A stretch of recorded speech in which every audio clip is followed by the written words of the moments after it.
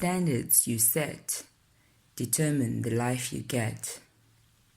Good day, I hope you're well. My name is Tiya, and today I'd like to talk about the very important topic of personal standards. Personal standards are the measures of the expectations you have of yourself. This is what I expect from you, Veliswa, and nothing else. Your standards are visible in your allowances. If you speak standards with yourself, then standards becomes the language that you understand. Anything or anyone that does not uphold those standards automatically becomes unacceptable. Low standards are an indication of a struggling self-esteem. And so the more you raise your standards, the more you help boost your self-esteem. And so today I'd like to share a few points of how you can raise your standards. But before I get on to that, please do the right things like share and subscribe to this channel for more awesome content. Let's get into those points. The first point is raise your personal definition standard. Don't let anyone try to define who you are. Define yourself. There is so much power in how you define yourself because you become what you believe. We are constantly trying to live up to the belief that we have of ourselves. And that's why it's so important that there is clarity and understanding of the view we hold of ourselves. Tell yourself that you're a no-nonsense person and watch how quickly you want to live up to that. You'll want to immediately start addressing everything and anyone in that fashion. You'll want to start acting in that court because you're a no-nonsense person. Tell yourself that you're a health-conscious person and watch how quickly you become conscious of everything health. You immediately want to start acting in that accord. You will start to make changes that help reinforce that title. Your actions will now be influenced by what you define yourself as. That is how important it is to understand how we define ourselves, because we are constantly making decisions that help reinforce this definition. I also think it's so important to understand how you define yourself because I think it influences your self-talk.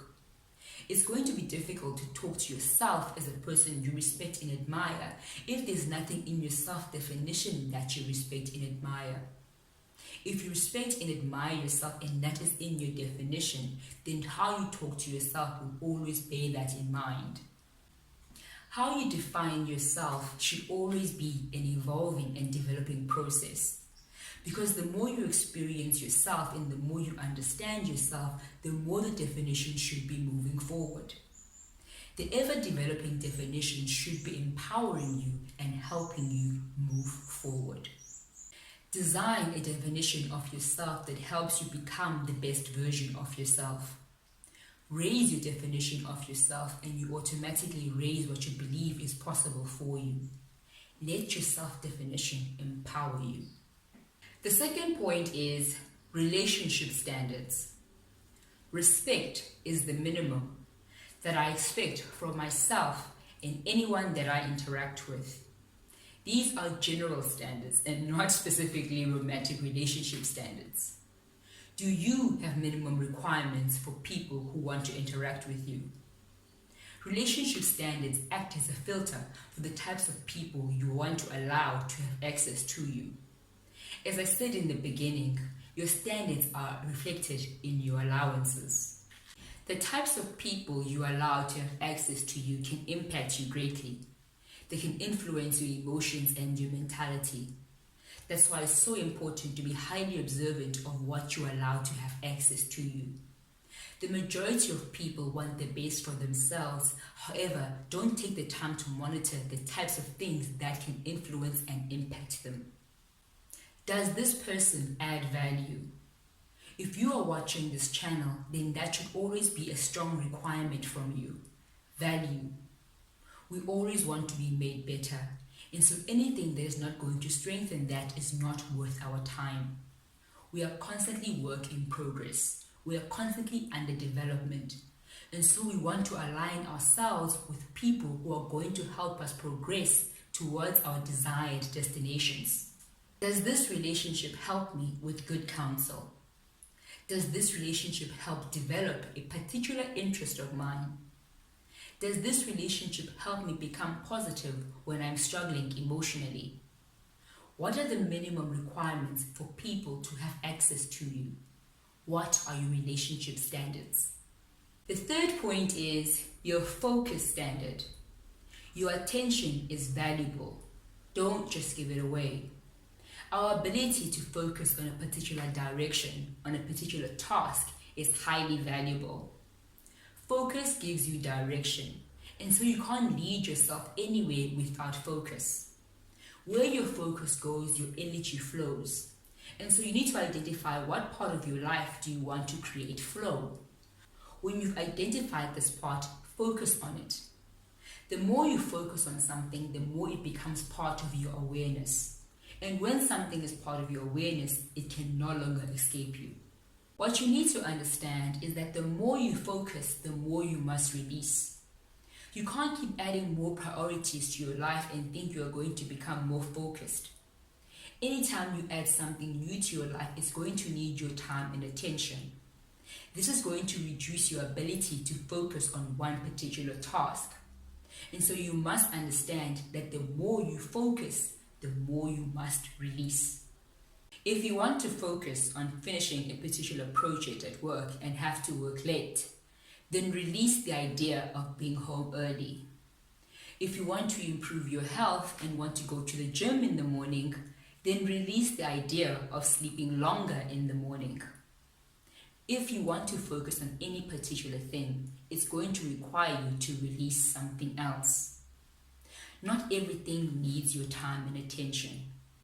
The question should always be, does this add value to me? Does this empower me? If the answer is yes, then that deserves your focus. The fourth point is personal representation standard. If they respect you, you respect them. If they disrespect you, you still respect them. Don't allow the actions of others to decrease your good manners. You represent yourself, not others. How often do you hear people who pride themselves on their ability to react to every situation that arises? People with the attitude that says, my attitude is based on your actions.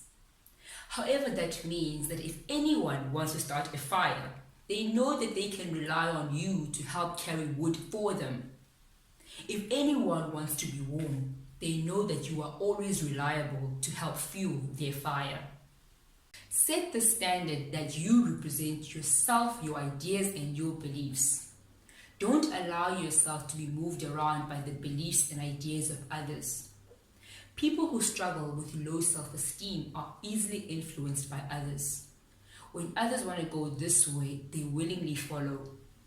Others change their mind, they want to go this way, they also go in that direction. It is easy to see that these people never represent themselves, however, always represent the beliefs and ideas of others. Learn to represent yourself.